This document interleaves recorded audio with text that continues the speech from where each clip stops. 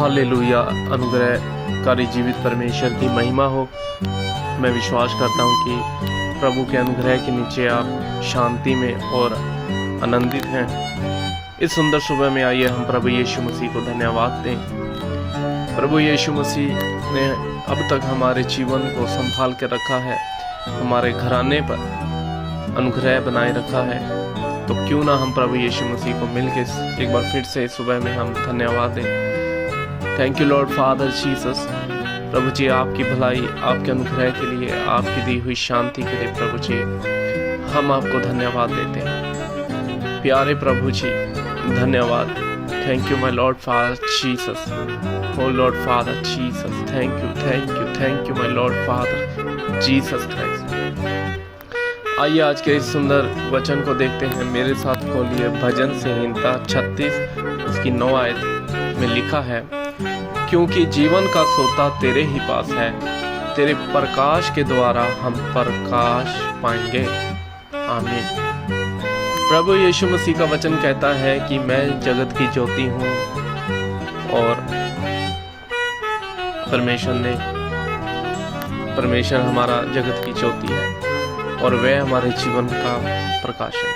मेरे प्रिय भाई बहनों, जब हम एक अंधकार से भरे हुए जीवन से छूट के प्रभु यीशु मसीह में आते हैं, प्रभु के उद्धार को पाते हैं, तो क्या होता है, एकदम से हमारे जीवन में लाइटिंग हो जाती है, रोशनी हो जाती है, हमें सब कुछ दिखाई देने लगता है।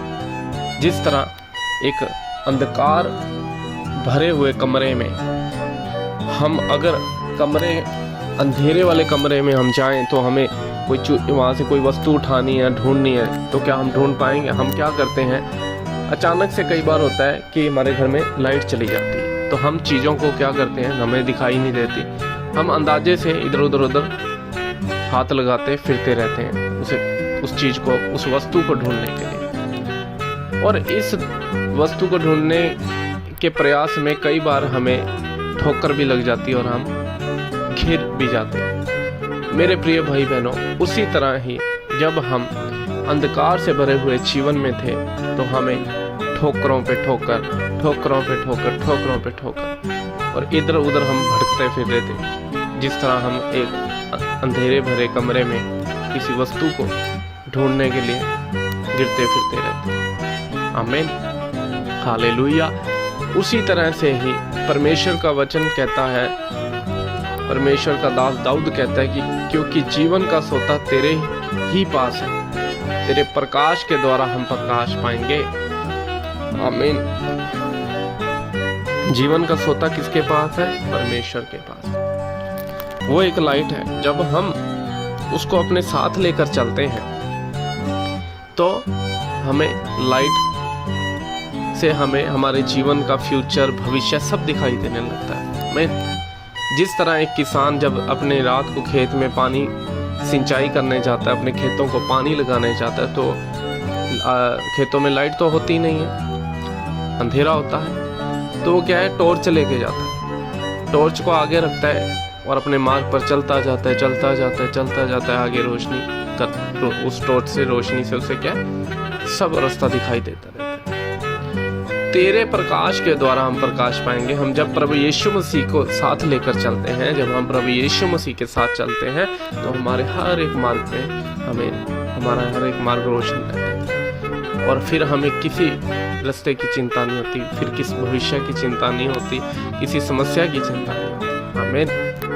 मैं विश्वास करता हूँ इस वचन ने आपसे बात की और आप वचन की बात को समझ पाए, उसका महत्व, उसका अर्थ समझने पाए। इस वचन को पढ़े और सुने जाने पर प्रभु यीशु मसीह आपको बहुत बहुत आशीष दें। आइए हम दुआ में चलेंगे। मेरे अनुग्रहकारी जीवित परमेश्वर पिता, आप एक जीवन का सोता है प्रभु जी, आपके प्रकाश से इनका जीवन प्रकाशमय हो जाए, इनके जीवन का अंधकार जाता रहे यीशु मसीह के नाम से। प्रभु जी, इनकी जिंदगियों से अंधकार खत्म हो जाए, इनके घरों से अंधकार, इनके बिजनेस से अंधकार की शक्तियां टूट जाए यीशु मसीह के नाम से, और इनके जीवन में, इनके परिवार पर, इनके बच्चों पर आपका सदा प्रकाश बना रहे प्रभु जी। आपका अनुग्रह और शांति इनके साथ, इनके परिवारों के साथ हमेशा हमेशा बनी रहे। यीशु मसीह नासरी के नाम से मांगता हूँ, आमीन।